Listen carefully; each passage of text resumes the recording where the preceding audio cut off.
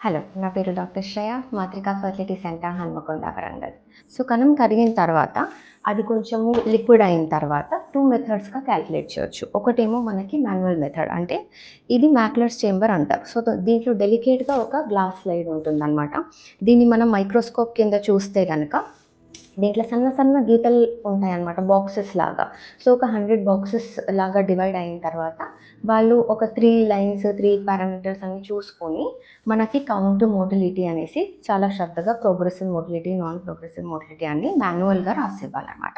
ఇంకొక మెథడ్ ఏంటి అంటే మనకి కంప్యూటరైజ్డ్ వర్షన్. అంటే కంప్యూటర్ అసిస్టెడ్ స్పెర్మ్ అనాలిసిస్ అంటారు. అంటే మనం ఒక సింపుల్ క్యాసెట్ తీసుకుంటాము. ఈ క్యాసెట్‌లో వచ్చేసేసి అబ్బాయిలు ఏదైతే మనకి స్పర్మ్ కలెక్ట్ అవుతుందో ఈ క్యాసెట్‌లో వేసుకుంటామన్నమాట. దాంట్లో కూడా ఇంత వాల్యూమ్ తీసుకోవాలి, 0.1 ml తీసుకోవాలి అని ఉంటుంది.